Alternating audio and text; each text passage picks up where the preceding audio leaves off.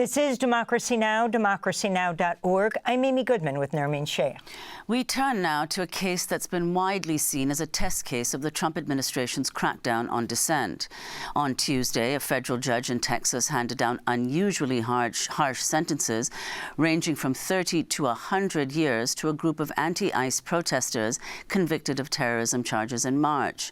Federal prosecutors had accused the 9 defendants of being members of a North Texas, quote, antifa terror cell for attending a protest outside the Prairieland ICE jail on July 4th of last year, during which fireworks were set off and a police officer was shot and wounded. Among those sentenced was Daniel Sanchez Estrada, who wasn't even at the protest. He received a 30-year prison term for conspiracy to conceal documents after he moved a box containing anti-fascist magazines and pamphlets.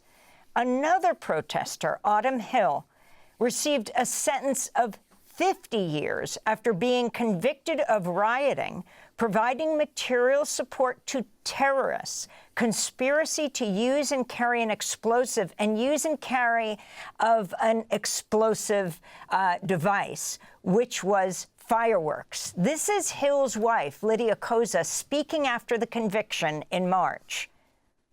Federal prosecutors in this case told a panel of Northern District of Texas residents with a straight face that lighting off fireworks on the 4th of July was terrorism, was a riot. I cannot think of anything more un-American than that.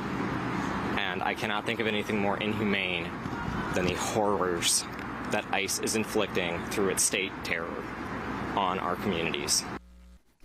Acting U.S. Attorney General Todd Blanche welcomed the unusually harsh sentences, writing that, quote, Antifa terrorists who attack law enforcement and federal facilities will face swift and uncompromising justice.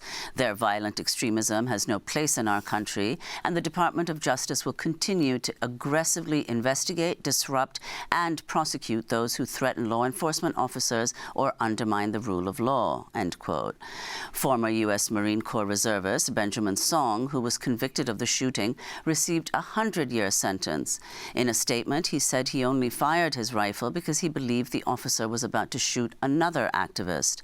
Song said others had been punished just for knowing him, adding, quote, this is mass punishment, collective punishment. This is guilt by association. This is injustice, he wrote. On Wednesday, Democracy Now! Reached out to federal public defender Jason Hawkins. He said, quote, we have no comment other than we look forward to appealing both the conviction and sentence. For more, we're joined now by 2 guests. Sufia Khalid is Deputy Director of the National Security Criminal Defense Center at the Muslim Legal Fund of America, joining us from Dallas, Texas. She represents one of the Prairieland defendants, Marcela Rueda, at the sentencing on Tuesday and will be representing her on the appeal.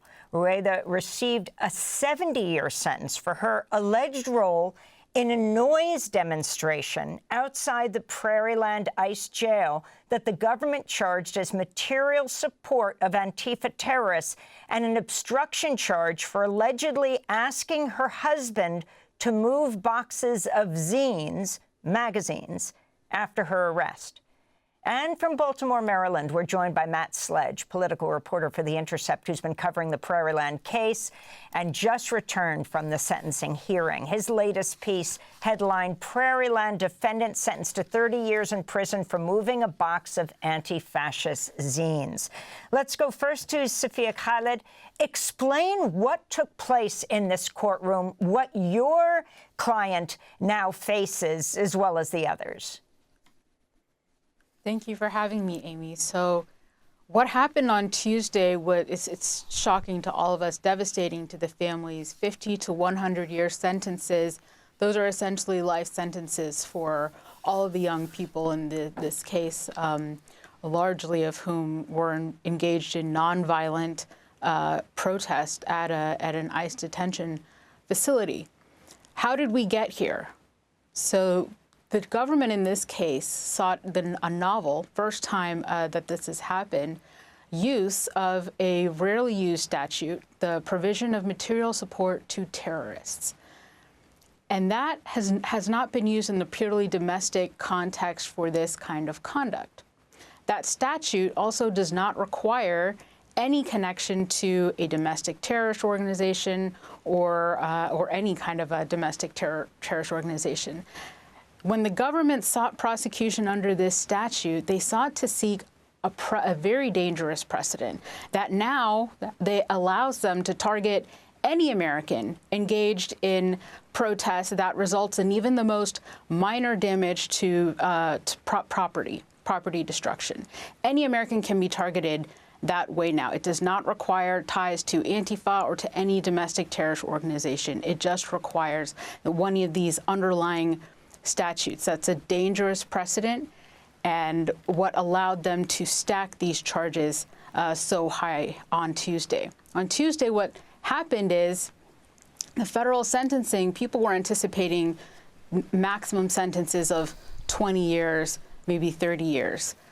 The way they reached this sentence is the judge used this very rarely used and the most extreme federal sentencing guideline called the terrorism enhancement to inflict maximum sentences on every count of conviction for these defendants, and then abused his discretion to do something that is very rarely done in cases like this.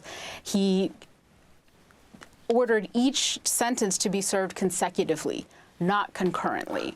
So each sentence is served consecutively, resulting in sentences for 50 to 100 years in these cases.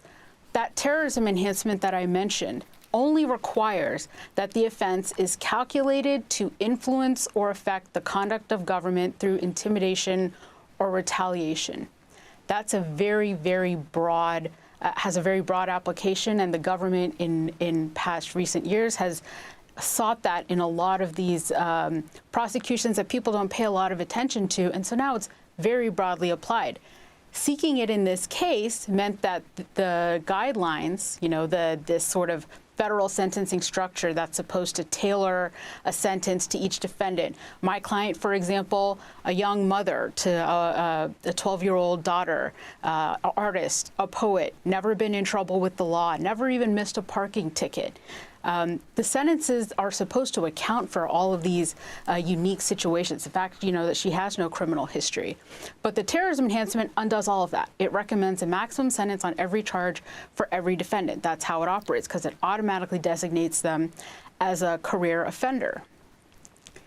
It's particularly abusive in this case, though, because it results in a significantly unwarranted sentencing disparity in the United States amongst defendants that have been convicted of similar conduct. Now, in these kinds of cases where the government is bringing a novel charge under a rarely used statute and terrorism, you may only have a couple or a handful of cases that are relevant to kind of distinguish your client or show where the expected range should be. But in this case, we actually had 1,500 plus very recent federal prosecutions related to similar conduct that should have informed what these sentences should have looked like. And that was of the January 6 defendants. The January 6 defendants were involved in rioting, carrying massive arsenals of weapons, lots of discussions ahead of time that didn't exist in this case about targeting law enforcement, wanting to kill members of Congress, them actually storming the Capitol. And it resulted in injury of 140 officers in that case. The government in that case could have sought prosecution under this same material supportive terrorism statute. They didn't for those defendants.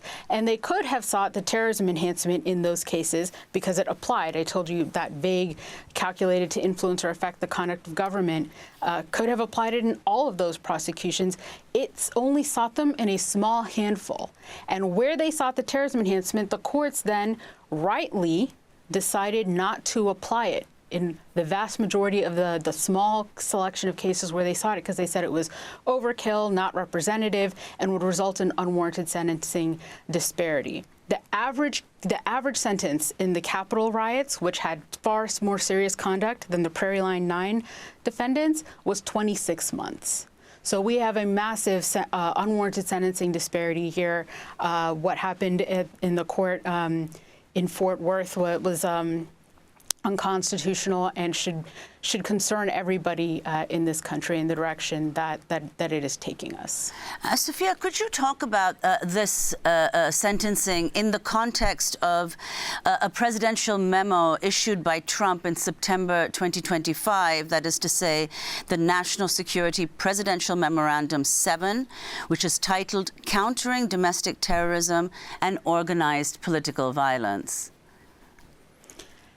Yes, that is how we got here. So in that memorandum, the president ordered the DOJ to change the definition of what is a domestic terrorist.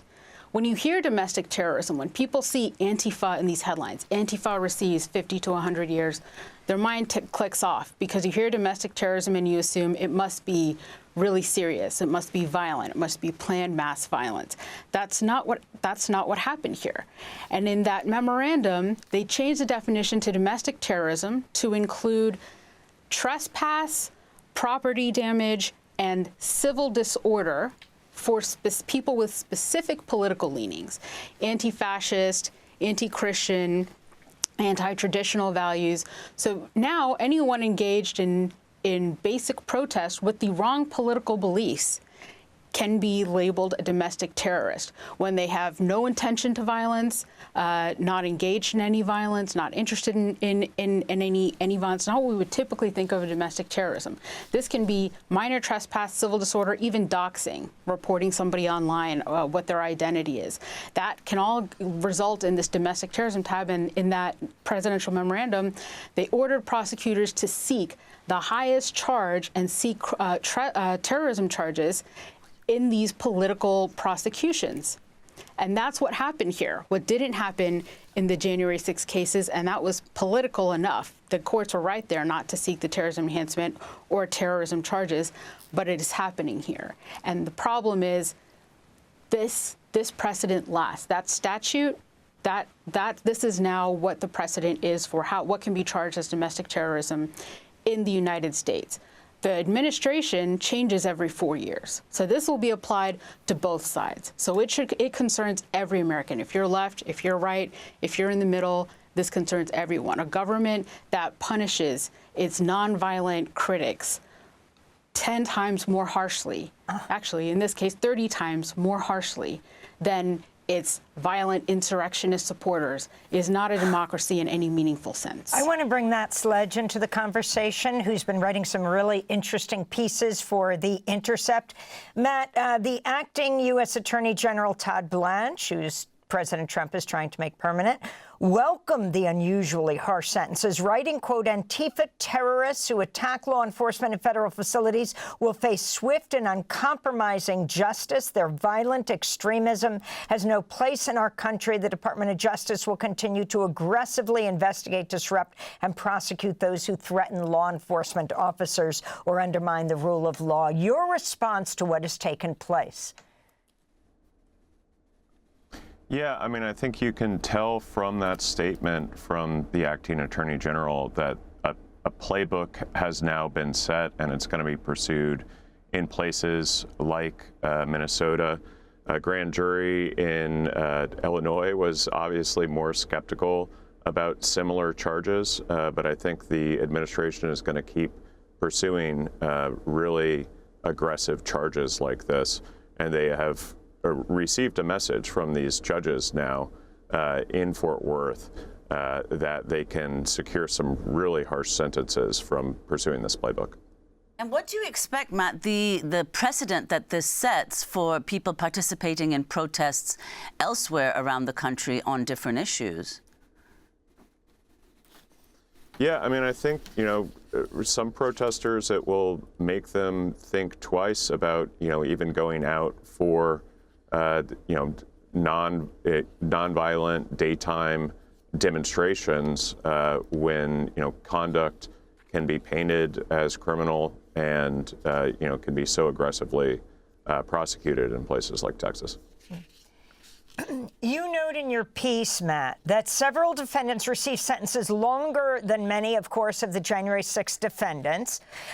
You talk about former U.S. Marine Corps reservist Benjamin Song, convicted of the shooting, receiving a 100-year sentence. He said he fired only because he thought an officer was about to shoot another activist. And he also talked about the collective punishment of all of these defendants, he said, anyone who had relationship with him. Talk more about who Song is, and also the fact that these people on a July 4th weekend had fireworks, as they're referred to now, explosives. Yes, Song is former military and was painted by the prosecutors as kind of a ringleader in this, brought weapons to the demonstration. Many of the other folks there did not bring weapons. Some of them brought fireworks, and they say that their intention was just to shoot those fireworks off and show solidarity with folks inside the ICE detention facility. Several of them spoke at the sentencing on Tuesday and said they never intended to hurt anybody. One person described a festive atmosphere before the police came. Many of the people who showed up that night were gone by the time the shooting actually started. But this incident between the responding police and Song, which results in one of the police officers wounded, is really the spark for a very wide-reaching manhunt in the Dallas-Fort Worth area that rolled up a bunch of people associated with Song, and is just a huge chunk of the kind of left-wing activist cohort in the Dallas-Fort Worth area. In this last minute we have, Matt Sledge, what struck you most? I mean, you're referring to all these cases that, of course, we've been covering in Chicago, a first grand jury going after anti-ICE protesters, had voted not to indict, and now everything has come out and everything has been put aside, the charges, once the judge started to read the grand jury transcripts. You've got a case in Tacoma. What are you concluding at this point? What do you think is most important to follow? I think we just have to watch for this playbook to be applied elsewhere. In North Texas, in the Fort Worth area, the federal government obviously found judges and jurors who were receptive to their arguments.